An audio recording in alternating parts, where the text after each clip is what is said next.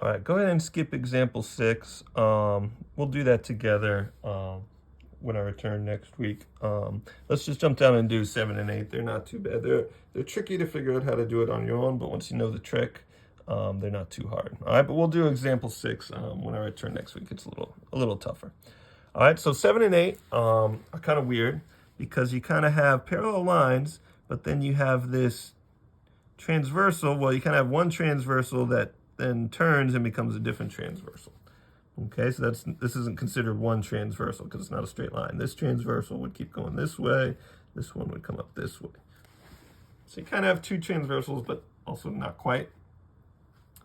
But there's a quick and easy trick you can do with this. And what you can do is you need to make a new line, a third parallel line that goes through the middle of angle 1. Okay. Now, when I say through the middle, I don't mean it bisects it. Okay. It just means it goes through the vertex of angle 1. So it's going to split up angle 1 into two angles. We have this angle on top and we have this angle on bottom. They're not equal to each other. It doesn't necessarily bisect angle 1. Okay. It could. We don't know. But usually it's not going to. All right. But we do know that we can figure out each of them separately and then add them together. So for example, if you look at 38, if you use this parallel line we just added, so let me draw an arrow on here to show that this is parallel. All right, so I just added a new parallel line here. We'll go ahead and draw it out. All right, added our own parallel line. And when we do that, we can see that the 38 is congruent to this bottom part because they're alternate interior. So alternate interiors are congruent. All right, so this bottom part is going to be 38, bottom part of angle 1.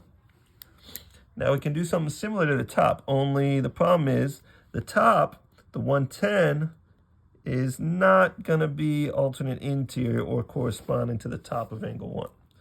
So look, if I want to find the top part of angle 1, that's alternate interior, or let's do corresponding. That's corresponding to this.